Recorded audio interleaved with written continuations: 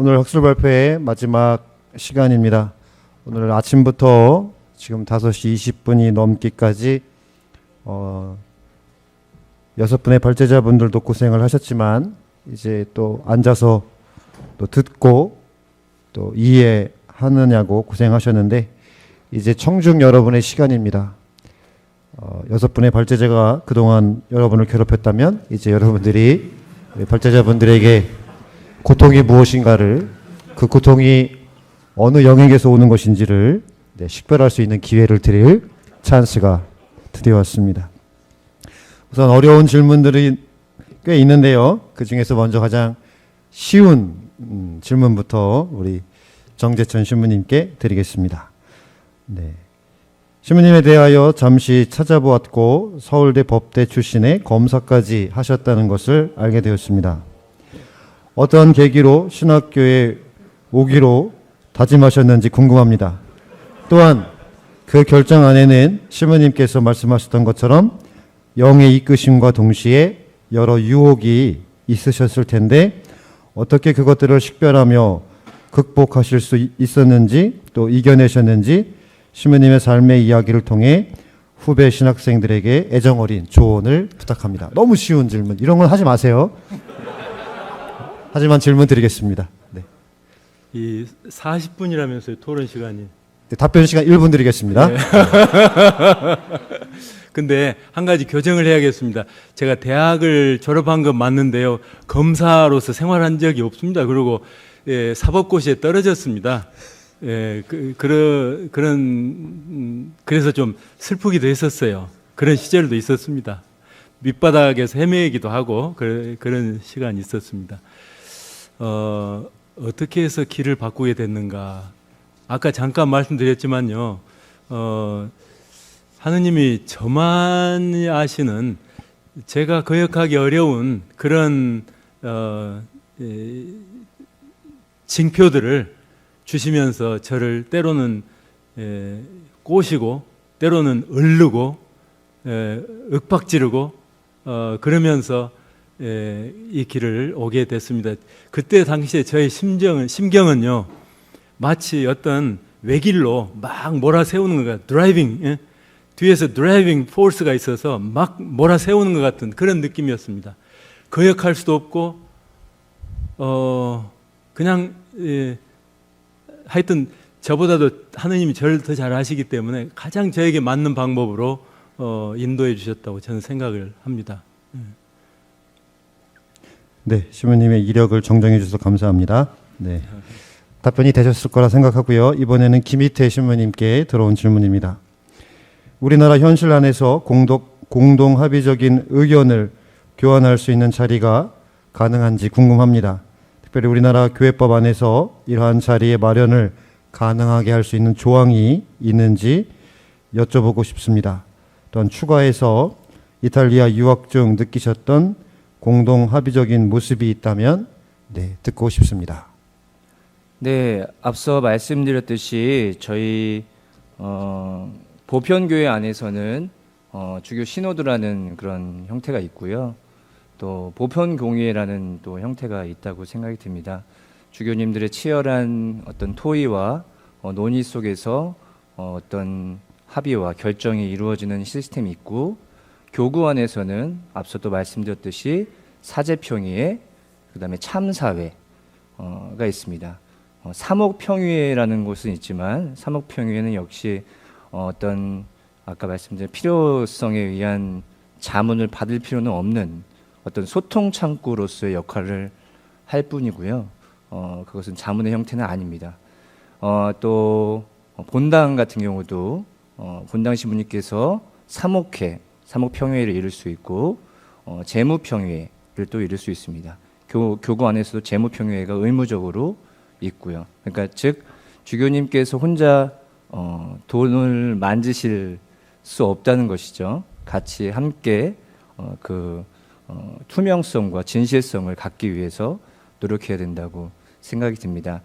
하지만 현실적으로 여러 가지 기관들이 있지만 문제는 그것입니다. 결국에 그 기관을 리드하는 그 목자의 어떤 자세와 포지션이 그 기관을 어떤 흐름으로 뻗어나갈지를 좌지우지하는 것이 교회의 현실이죠. 그래서 정재천 신부님께서 말씀하셨던 그 뭐랄까요? 그 무슨 애덕이었죠? 분별 있는 애덕을 갖춘 목자를 또 식별하는 것이 또 문제라는 것이죠. 우리 세미나 안에서도 항상 나오는 얘기지만 교황님을 식별하는 일, 또 주교님을 식별하는 일, 또 앞서 사제를 식별하는 일, 이런 흐름은 어떻습니까? 또 양성을 식별하는, 양성 안에서 또 식별하는 일로 나아간다는 것이죠. 그 식별의 매 순간순간이 어떤 큰 식별로 또 이어진다라는 또 매개가 될 수 있다라는 생각을 해봅니다. 그래서 어쨌든 제가 이탈리아 유학 시절에 공동 합의성을 이뤘던 체험, 글쎄요, 저는 그런 체험은 한 번 있었습니다. 제가 지도 교수님과 40살 차이가 나는데 지도 교수님께서 저에게 에고빠떼 뚜빠떼리라고 말씀하셨어요. 너도 신부고 나도 신부야. 근데 그 말이 그릇된 말이 아니었고 상하관계가 어떤 놀림의 말이 아니었다는 것이죠. 우리가 평소에 신부가 되면은 어느 신부님과 에고빠떼 뚜빠떼리야 이렇게 맘먹기 위한 그런 놀리기 위한 그런 것이 아니라 정말 그런 것이 아니라 그와 내가 갑이고 또 을이고 우리가 공평하고 평등한 사람이라는 것, 서로가 대화를 나눌 수 있고 서로가 공유할 수 있고 서로가 일치할 수 있는 그런 여지들을 남겨주시는 말씀에 큰 감동을 받았죠. 또 학생들이 신부님을 헤드락 걸고 정말 편안하게 죄송합니다. 아무튼 그렇게 편안하게 이렇게 나아갈 수 있는 그런 자리들을 유럽 사회 안에서 많이 볼 수 있었던 것 같습니다. 이상입니다. 네, 신부님 답변 감사합니다. 이번 질문은 윤주현 신부님께 들어온 질문입니다. 하느님의 영의 표지 중 의지와 관련된 표지인 즉 135페이지라고 표시를 해놨는데요. 영혼과 육신의 고통에 대한 인내에 대한 질문입니다. 고통의 근원이 무엇인지 관련 없이 고통의 정당성을 분별 없이 인내하는 것을 완덕의 수단으로 표현하셨습니다. 좀 더 현실적으로 볼 때 모두가 이를 실천한다면 사회의 부조리를 분별하지 않게 되어 사회 개선이 일어나지 않는 문제가 발생할 수도 있지 않을까 하는 그런 궁금증을 갖게 되었다고, 그래서 신부님께 질문을 드렸습니다. 어떤 질문을 정확히? 그러니까 여기서 아마 신부님께서 이 135페이지에 어떤 부연 설명을 제가 좀 더 해드리면 되나요? 네네네. 고통의 정당성을 분별 없이 인내하는 것을 완덕의 수단으로 표현하셨는데 아마 고통의 종류가 원인이 여러 가지일 텐데 모든 그 원인과 상관없이 다 인내를 해야 되는 것인가? 무조건 인내하라는 건 아니죠. 고통이 없는 삶은 없죠. 모든 사람에게는 고통이 있고 또 사회적으로 극복해야 될 고통도 있습니다. 그러나 여기서 얘기하는 것은 어떤 구원과 성화라고 하는 관점에서 얘기하는 것이고요. 불교와 우리 그리스도교가 그 고통을 대하는 방식이 좀 다르죠. 불교는 모든 것을 이제 고해 바다라고 이제 보면서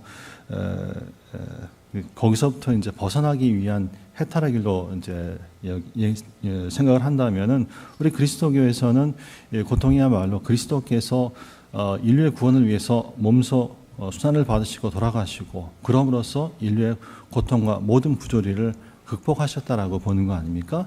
그래서 정말 신앙인의 자세라고 한다면은 우리에게 주어지는 피할 수 없는 고통이라고 한다면은 그것을 그냥 불평하면서 무의미하게 그 고통을 흘려버리지 말고 그리스도의 구원적인 고통에 함께 동참함으로써 그것이 나의 구원과 성화 그리고 더 나아가서 많은 일의 성화를 위해서 유익하게 어떤 그 순수한 지향을 가지고 그것을 감내한다면은 보다 높은 어떤 구원의 어떤 그 의미를 그 고통으로부터 끌어낼 수 있다는 것이죠. 그런 의미에서의 인내를 이야기하는 겁니다. 네, 감사합니다, 신부님.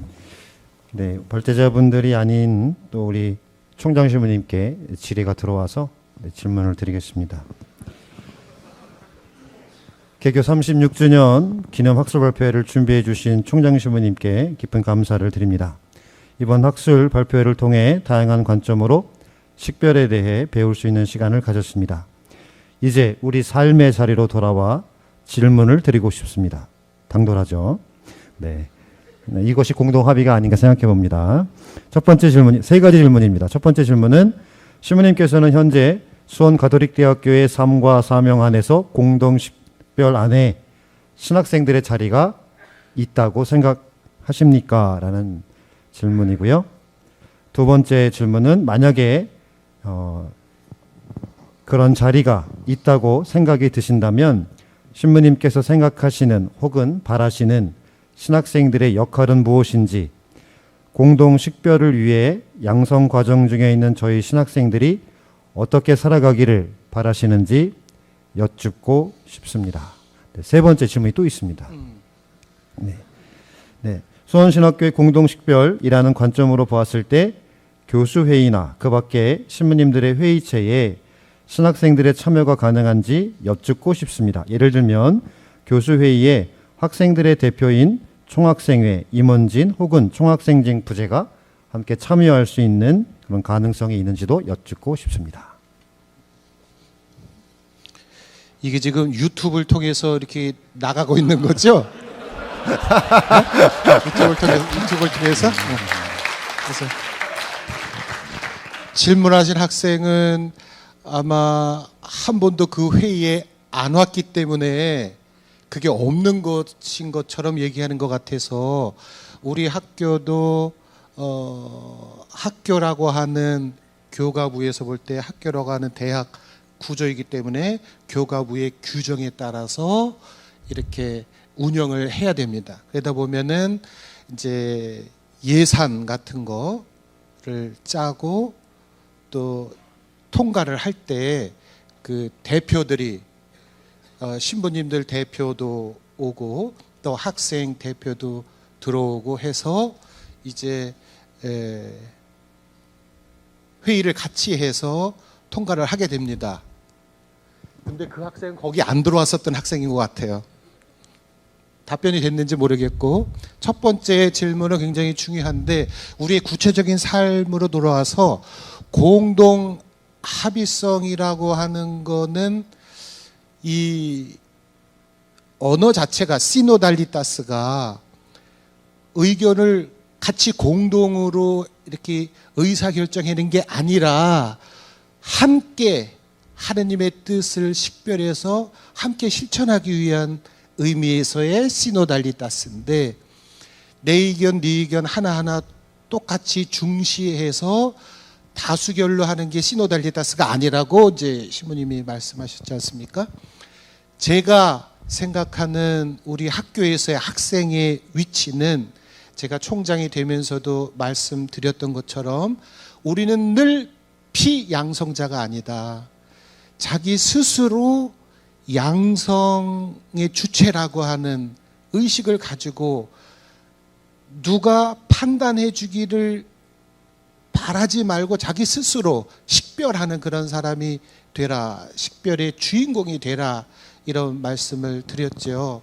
그래서 교수회의는 교수회의라고 하는 고유한 기구이고 역할이고, 신학생들의 의견을 또 청취해야 하는 그런 거는 이제 학생처장을 통해서 이렇게 듣고는 있는데, 이제 학생들도 참여해서 같이 할 수 있는, 같이 식별을 하고 이 시대에 어떻게 사제 양성이, 이 시대에 필요한 사제를 양성하기 위해서 피양성제 얘기를 충분히 듣고 그걸 가지고 양성 제도 안에 이렇게 실현하는 거를 사실은 가지고 있어요. 그래서 이제 얼마 안 있으면 여러분들의 의견을 청취하는 설문조사를 할 겁니다. 오늘 제가 개교기념일 미사 때 지금 학교에 있는 신부님들은 4차 산업혁명 시대에 21세기에 사제로 이렇게 양성받는 여러분들을 어떻게 하면 더 잘 양성할 수 있을까 신부님들이 고민 중에 있는데, 여러분은 어떤 의식을 갖고 있는지, 여러분은 어떤 갈망을 갖고 있는지 그런 걸 충분히 들어야 하겠다 해서 지난번 교수회의에서도 설문 조사하기로 하고 그걸 디테일하게 지금 조정 중에 있어요. 그래서 이제 아까 아침에 말씀은 제가 오늘 강론이 좀 길어서 못 드렸는데, 기꺼운 마음으로 거기에 참여해 달라라고 제가 표현을 했을 때는 이거 뭐 설문조사 해봤자 뭐해? 위에서 안 해주면 그만이지? 이런 게 아니라 지금 우리의 상태를 있는 그대로 솔직하게 여러분은 여러분 나름대로 이렇게 표현해 줘야 양성자들은 이러한 신학생들을 어떻게 양성할 것인지를 고민할 것이다. 이런 걸로 대신하고 싶고, 일반 대학처럼 무슨 뭐 학생들이 무슨 어디 모임에 이렇게 대표들이 오잖아요. 근데 우리 학교의 시스템 안에서는 그게 이제 최소화되고 있고, 반면에 여러분들은 학생 자치회라는 것이 있기 때문에 학생 자치회라는 걸 통해서 늘 우리 양성자 신부님들에게 우리에게 필요한 건 뭐다. 우린 지금 이렇게 여기가 가려워 죽겠는데 왜 여기를 안 긁고 여기를 긁어주고 있느냐라고 계속해서 이제 얘기하도록, 사실 저는 이제 학생처장 신부님과 함께 얘기를 많이 하면서 여러분들의 의견을 최대한 듣고 싶고, 그래야 우리가 양성에 임할 수 있다고 생각합니다. 네, 신부님 감사합니다. 네, 여러분들은 도살장에 끌려온 양들이 아니라 여러분들의 의지와 두 발로서 이곳에 계시다는 것을 한 번 더 생각해 보시면 좋을 것 같습니다. 이 질문은 아마 김희태 한민택 신부님께 들어온 질문인데요. 또 다른 발제자분들 가운데도 또 답변을 하셔도 될 것 같습니다. 최근 교황님의 교황령과 시노드 과정 안에서 개인의 식별과 신앙 감각이 공동체로 다양하고 또 온전히 수렴되고 모아지는 것을 보았습니다.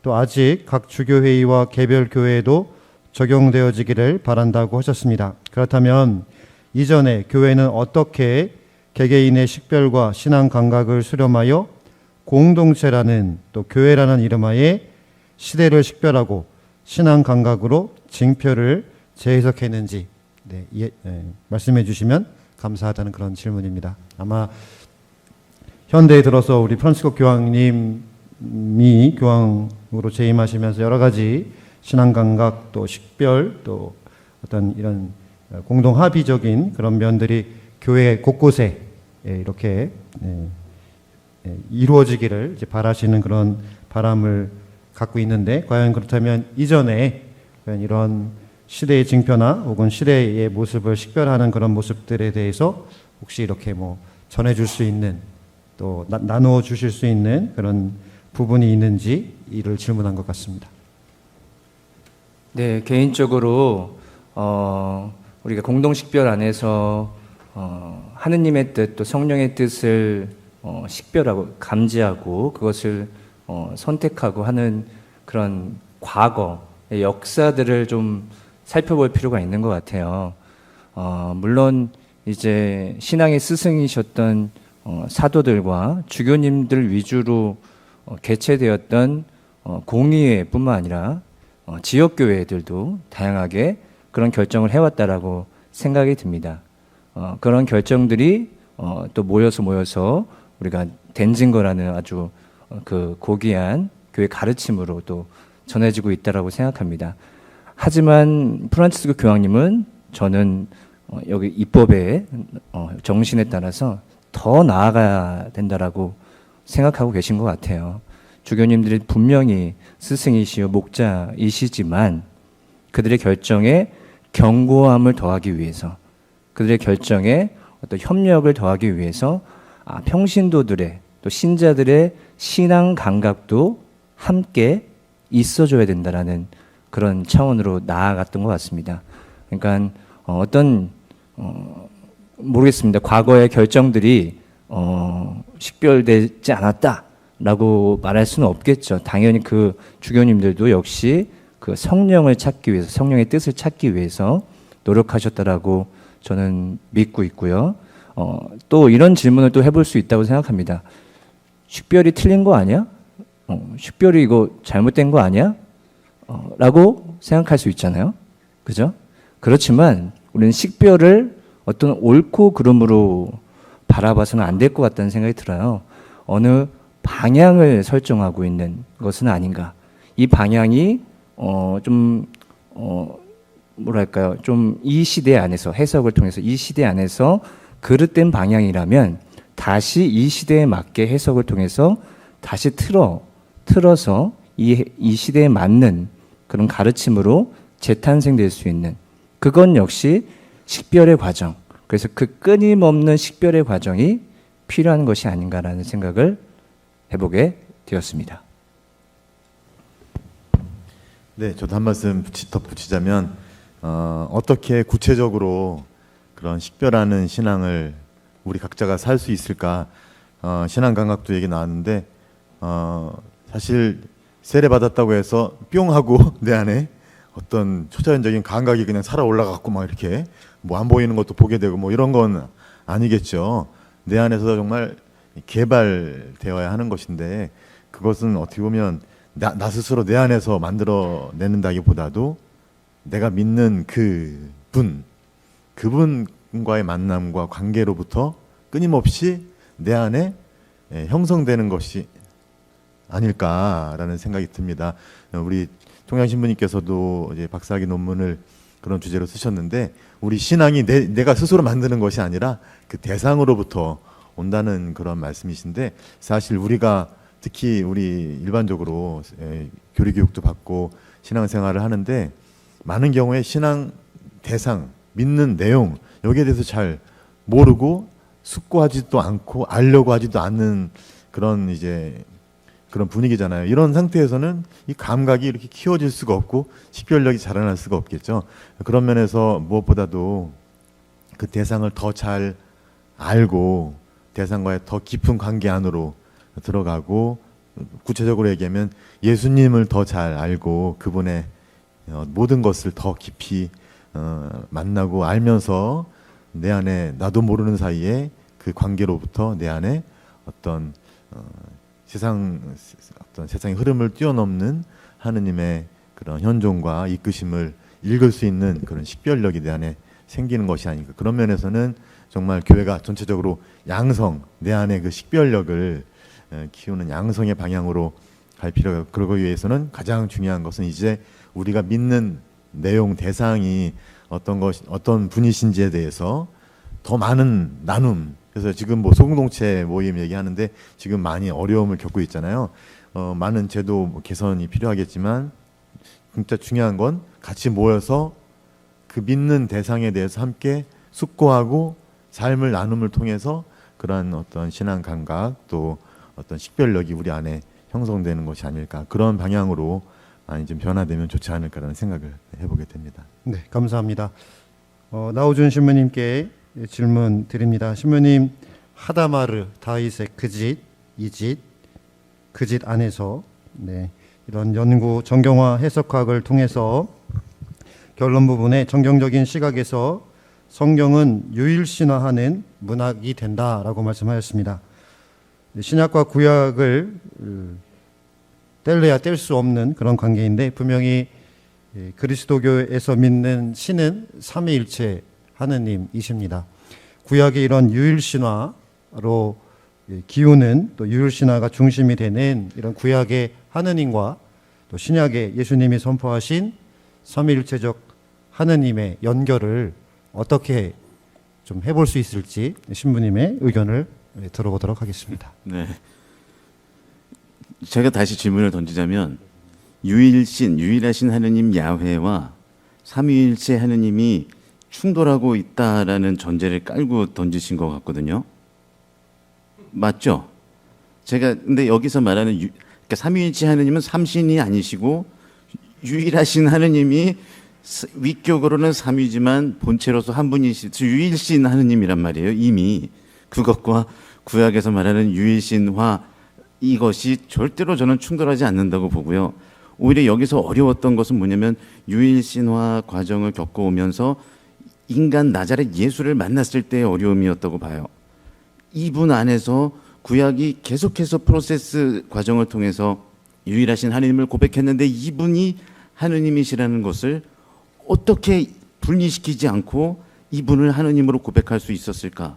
전 여기에 이미 삼위일체에 대한 어떤 그 성령의 감도, 이끄심 이게 있지 않았으면 불가능했다. 그래서 성경에서는 구체적으로 구약에서는 삼위일체 교의 자체가 발견되진 않지만 이미 성령의 이끄심 이것도 결과적으로는 정경화 과정, 그 유일신화 과정 안에서 인간 예수를 직접 체험한 이들이 이분 안에서 하느님을 체험하고 결과적으로 그 체험이 교의 삼위일체 교리로 선포된 것이 아닌가 싶어요. 네, 감사합니다. 오케이, 예. 네, 이번 질문은 우리 모든 발제자분들 5분들께 드리고 싶은데요. 사실 오늘 우리들이 주로 뭐 교황 혹은 주교님들의 세계 시노드 또 어떤 그 공동의 식별 이런 이야기를 주로 나눴는데요. 아마도 또 이 유튜브 방송을 통해서 듣고 있는 또 이 여기 계신 분들이 앞으로 사제가 되어서 또 사목을 해 나갈 때에는 가장 많은 이들이 바로 평신도들일 것입니다. 이 공동 식별 또 공동 합의적인 모습을 향해서 오늘날의 평신도들에게 요구되는 아니면 또 평신도들이 고민해야 하는 이런 자세는 또 어떤 것이 있을지 좀 궁금하다는 질문을 해주셨는데요. 특별히 우리 예수회 또 우리 그 가르멜의 영성 안에서 과연 평신도들이 이런 식별을 위해서는 어떠한 자세로 좀 이렇게 고민할 수 있을지 아니면 좀 참고할 수 있을지 좀 이런 부분으로 평신도들의 어떤 공동 식별과 또 공동 합의를 위한 그들의 어떤 자세 또 그들에게 요구되는 그런 모습에 대해서 이렇게 답변을 해주시면 고맙겠습니다. 천주교에서 평신도로 신앙생활을 하는 것은 참 어렵다고 생각이 됩니다. 개신교에 비해서요. 개신교에서는 저희 누나가 이제 개신교에 있다가 최근에 이제 천주교로 개종을 했는데요. 집사 그다음에 뭐죠? 권사. 예. 근데 천주교는 다 형제 자매님이에요. 제 친구 고등학교 때 친구가 광주의 의대 교수거든요. 근데 한 본당에서 한 20년 지내다가 본당을 옮겼어요. 근데 이제 너무 좀 이상하니까 그 전에는 막 딸이 피아노 반주 봉사도 하고 뭐 자기도 해설도 하고 미사 해설도 하고 그랬는데 여기서는 새로 간 데서는 아는 사람도 없고 좀 가면 간가 보다 오면 온가 보다 이러니까 안 되겠다 싶어서 찾아가서 주일날 독서라도 좀 하고 싶다 아니면 평일이라도 미사 독서를 하고 싶다 하니까 독서 해보셨어요? 이렇게 물어. 그래가지고 오디션을 봤답니다. 근데 실제로 올라가니까 떨리더래요. 그래 뭐 하느님 보러 왔지 뭐 인간적으로 뭘 바라느냐 할 수도 있어요. 근데 그런 장치들이 천주교에는 굉장히 빈약한 것 같습니다. 인간적으로 뭔 재미가 있어요. 인간적인 무슨 뭐가 없어요. 신부님들만 이렇게 돕고 그냥 자기들은 항상 그 좀 이야기도 들어주고 좀 같이 의사결정할 때도 참여도 시켜주고 그런 재미가 좀 있으면 좋지 않을까. 2차 바티칸 공의의 정신이 그런 것도 들어있지 않을까 그런 생각해 봅니다. 감사합니다. 예, 평신도 입장에서는 말씀하셨듯이 늘 어떻게 보면은 그 위계 질서가 강조되고 있는 우리 가톨릭 안에서 사실 문신의 복이 많지는 않습니다. 그러나 2차 바티칸 공의회를 전후로 해서 평신도의 소명과 그 사명에 대한 그 재발견이 이루어지고 그 20세기의 그 많은 교황님들께서 다양한 문헌을 통해서 평신도들의 이러한 그 역할과 그 소명의식을 일깨워주고 계셨고요. 또 지금 현재도 계속해서 그 부분에 대해서 강조하고 있는 것으로 알고 있습니다. 그래서 이 부분에 대해서는 평신도들 입장에서는 교회가 과연 그 평신도들에게 지금 현대 교도권이 어떤 이야기를 하고 있는지 좀 공부를 하셨으면 좋겠고요. 예전만큼은 그렇게 위계 구도가 그렇게 강하지는 않습니다. 많은 사목자들께서 평신도들의 이야기를 들으려고 하고 있고요. 그리고 또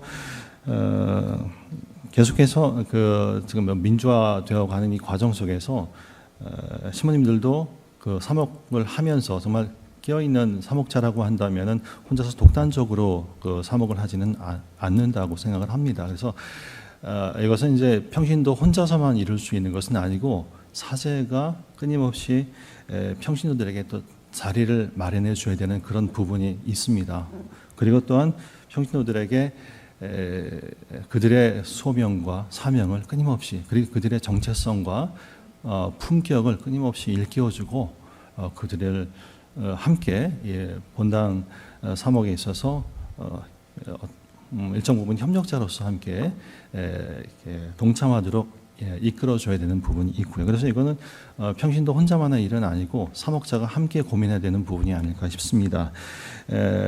덧붙여서 평신도들이 이러한 그 변화되어가는 교회 상황 안에서 요구되는 자세라고 한다면은 좀 더 자발적으로 자신이 가지고 있는 탤런트를 교회 공동체와 나누고자 하는 그런 의지가 좀 있어야겠고요. 또 협력하고 자신의 어떤 탤런트, 하나님께서 어떤 사람에게 탤런트를 은사를 주시는 것은 그 사람 혼자만을 위한 어떤 선물이 아니고 교회 공동체를 위해서 그것을 함께 나누라고 하는 것입니다. 그래서 평신도 여러분들은 그런 면에서 자신이 어떤 탤런트를 하나님으로부터 받았는지 그것을 좀 성찰하시고 내가 이것을 나눌 때 보다 많은 사람들에게, 그리고 교회 공동체에 어떤 유익이 돌아갈지 이것을 좀 식별하셔서 그것을 좀 더 나누면 좋겠습니다. 아울러서 또 이런 부분이 있습니다. 평신도들께서는 신학을 전문적으로 공부를 하지 못하셨어요. 그렇기 때문에 교회 공동체가 2000년 동안 끊임없이 신앙의 규범에 대해서 성찰하고 고민하고 결정한 부분에 대해서는 명확한 어떤 인식이 부족합니다. 그래서 이런 부분에 대해서는 사목자 이야기를 정말 경청해야 된다. 그래서 여러분부터 끊임없이 이제 교회 교도권에 대한 순명을 이야기하지 않습니까? 이것은 뭐 어떤 위계 구조적인 의미에서의 순명이 아니라 정말 신앙의 진리에 대한 순명이라고 생각을 합니다. 이런 부분에 있어서는 평신도들이 정말 열린 마음으로 사제들에게, 사목자들에게 정말 무엇이 더 하나님께 나아가는 길인지 또는 그렇지 않은지를 식별할 수 있는 도움을 받아야 된다는 겁니다. 그래서 이런 면에서 교회 교도권의 가르침에 대한 진실한 순명이 또 필요하다고 생각을 합니다. 이상입니다. 네, 감사합니다. 네, 저는 교회법을 했으니까 교회법적인 부분을 또 말씀드리고 싶습니다. 교회적 서임이죠. 교회적 서임을 평신도들이 가질 수 있느냐? 가질 수 있습니다. 판사가 될 수 있습니다. 그리고 성사보호관도 될 수 있고요. 변호사도 될 수 있습니다. 뿐만 아니라 사무처장도 될 수 있습니다. 그 다음에 뿐만 아니라 관리국장도 될 수 있습니다. 여기서 느낌이 뭔지 아시겠어요? 평신도를 믿어야 된다는 거죠. 교회가. 못 믿기 때문에 못 맡기는 것은 아닌가라는 질문을 던지고 싶습니다. 마지막 제 아티클에서 마지막에도 말씀드리고 싶은 내용입니다. 주교들에게 듣고 싶은 말만 해주는 일부의 말들, 또 목소리가 큰 사람이 이기는 문화, 가감 없는 토론 문화의 부재, 다양하고 솔직한 의견을 파악할 수 있는 건의 투표권의 행사의 부재, 이렇게 신호도 안에서 드러났던 아주 소중한 가치들을 우리가 기억할 필요가 있다. 우리가 인지할 필요가 있다. 주교님들이 법을 아실 필요가 있다. 라는 말씀을 드립니다. 사제평의회도 보시면은 반수는 주교님이 정하실 수 있어요. 하지만 반수는 사제들이 정할 수 있습니다. 그것이 이루어졌으면 좋겠습니다. 감사합니다. 네, 상당히 위험할 수도 있지만 네, 본인이 사법 대리시니까 그 백을 믿고 네, 믿습니다. 꼭 신부님께 사법 대리께서 잘 추진하셨으면 좋겠습니다. 네, 나 신부님과 한 신부님께도 네, 부탁드리겠습니다. 김희태 신부님이랑 조금 비슷하지만 다른 게 평신도분들을 우리 교회가 성직자들이 못 믿는다라기보다는 모르겠어요. 편한 것 같아요. 그러니까 평신도분들이 뭘 하는 걸 평신도분들이 또 별로 안 좋아. 이렇게 얘기하면 또 이상할 수도 있지만 가령 뭐 예비자 교리를 하는데 어떤 반은 신부님이 직접 하고 어떤 반은 뭐 평신도가 한다. 이러면 신부님 쪽을 다들 선호하는 게 있거든요. 어쨌든 아직은 평신도 입장에서 그런 입장에서다 보니까 굳이 이거를 막 기회를 주고 이러는 게 하려면 복잡해지니까 편한 쪽으로 아직은 괜찮으니까 이렇게 계속 유지가 되고 있는 게 아닐까 싶고요. 저는 성경 이 역사 안에서 평신도들의 자리가 그렇게 열린 지가 얼마 안 됐다라고 저는 생각하고 싶어요. 그러니까 성경을 자국의 언어로 읽을 수 있게 된 것도 16세기 루터의 종교 개혁이라고 할까요? 그 사건 이후로 됐기 때문에 그리고 그 이후에도 거의 언어 자체가 접근이 안 돼서 못 읽던 것이 불과 얼마 되지 않았다. 그래서 우리나라도 뭐 별로 얼마 안 되잖아요. 한국말로 한글로 읽을 수 있게 된 것도. 그래서 아직은 좀 더 멀게 봐야 되지 않을까 싶고요.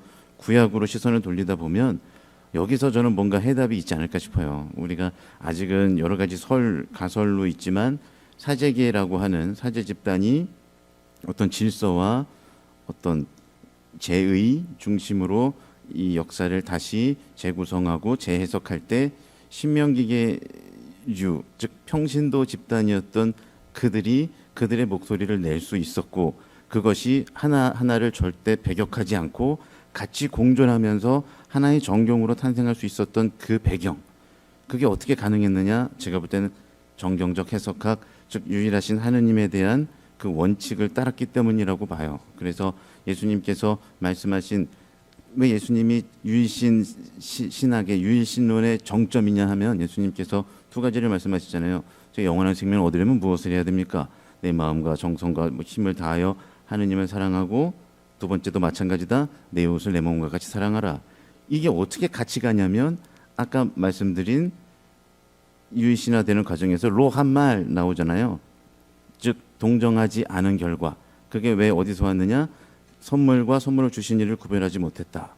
즉 유일하신 하느님과 하느님이 주신 선물을 구분하지 못했다.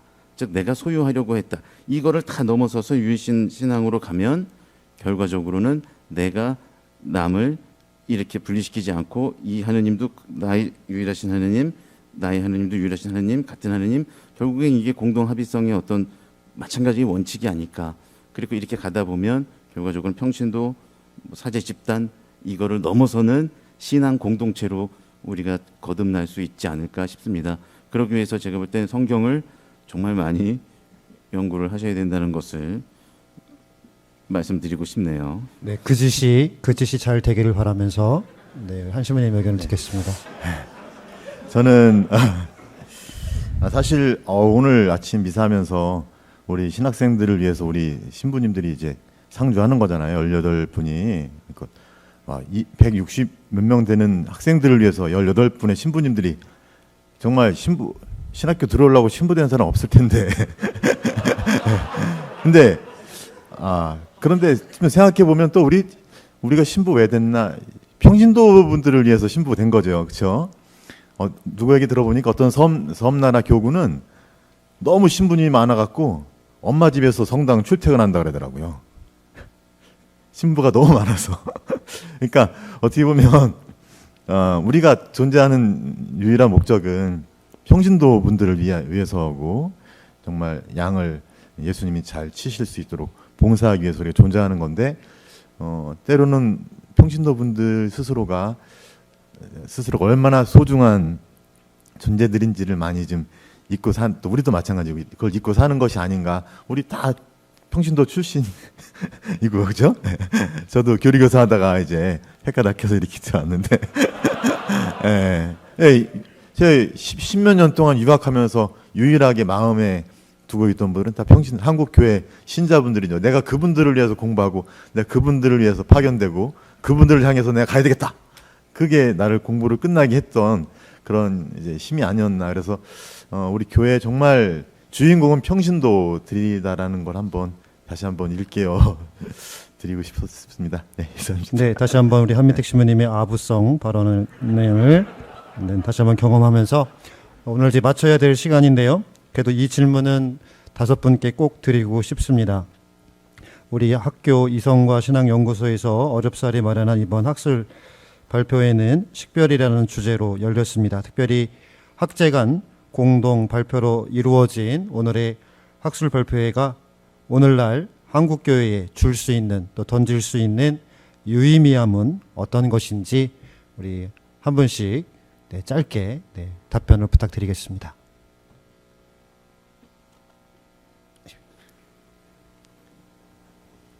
네, 제가 먼저 하겠습니다. 저는 씨앗이라고 생각이 듭니다. 여러분들에게 심어진 그 씨앗이 분명히 큰 열매를 맺을 수 있을 거라고 믿어 의심치 않습니다.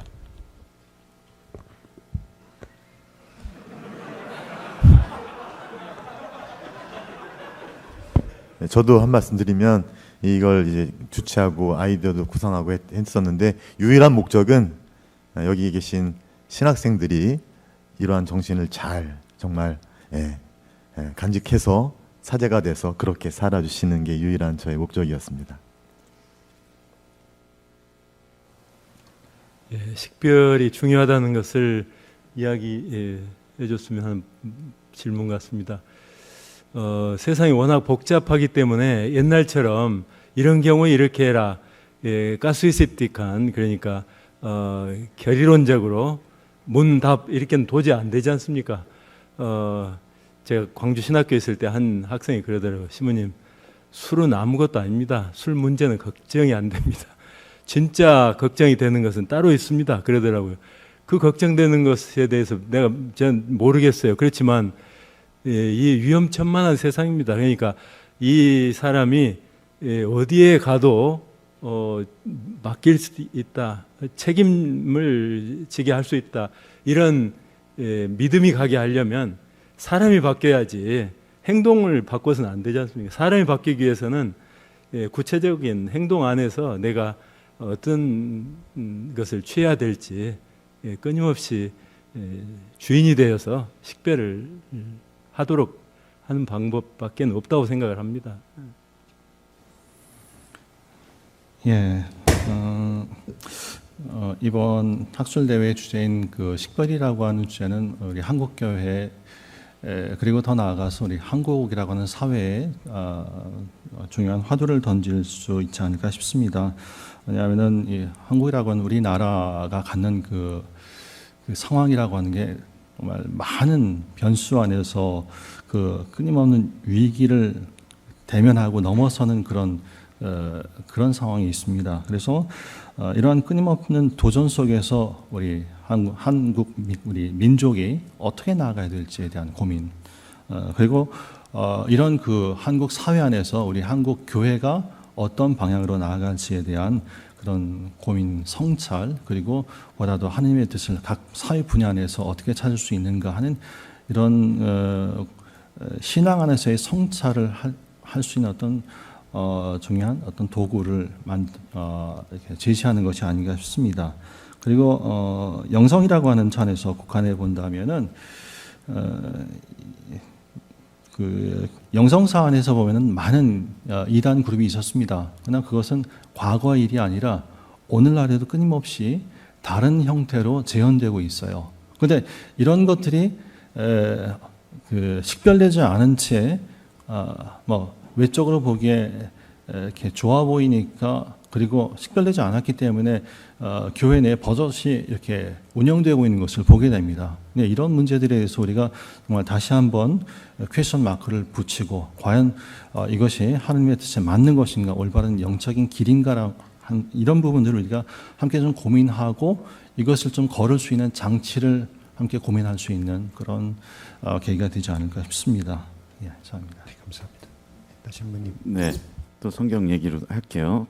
성경 저자들이 성경을 아무 때나 시도 때도 없이 장난 삼아서 쓰지는 않았겠죠. 그것을 쓰고 편집할 만한 어떤 시대적인 환경과 배경이 있었을 때 하느님의 말씀을 식별하려고 어떻게든 노력을 한 거라고 생각을 해요. 그 중에 모든 학자들이 동의하는 게 가장 큰 사건은 바빌론 유배가 되겠죠. 그래서 그 시기 안에서 하느님의 뜻을 어떻게 식별할까라고 시작했지만 결과적으로는 아까 말씀드린 식별의 의미를 담고 있는 바한, 테스트하고 시험하고 재련하고 빈 여러 가지 가운데 분별해서 인지하고 세 번째 야다 아는 것은 시작은 우리가 하느님의 뜻을 알기 위해서 했지만 결론적으로는 어떻게 됐느냐? 하느님이 우리를 시험해 보시고 재련하시고 거기서 분리하셔서 우리를 알고 결과적으로는 선택하시기 위함이었다라는 결론으로 가게 되거든요. 그래서 지금 우리가 어쩌면 하려고 하는 식별도 하느님의 뜻을 식별한다는 것에서 출발하지만 결과적으로는 우리 정체성이 무엇인지를 하느님이 아시고 우리를 선택해 주시기를 어쩌면 그런 또 하나의 어떤 신앙인으로서의 희망이 또 그 안에 담겨 있지 않을까. 이거를 오늘의 이 시간 안에서 특별히 제 개인적으로 느낀 그리고 모든 발제자분들을 통해서 느낀 식별의 의미가 아닌가 싶습니다. 네, 오늘날 교회가 더욱더 성령의 움직임에 눈을 두고 또 성령의 목소리에 귀를 기울일 수 있는 그런 모습으로 쇄신되기 위하여 식별이란 주제로 장시간 함께 했습니다. 오늘 발제를 준비해 주시고 또 발제를 발표해 주시고 또 질의응답에 함께 해 주신 우리 모든 발제자분들께 다시 한번 감사의 박수를 부탁드립니다.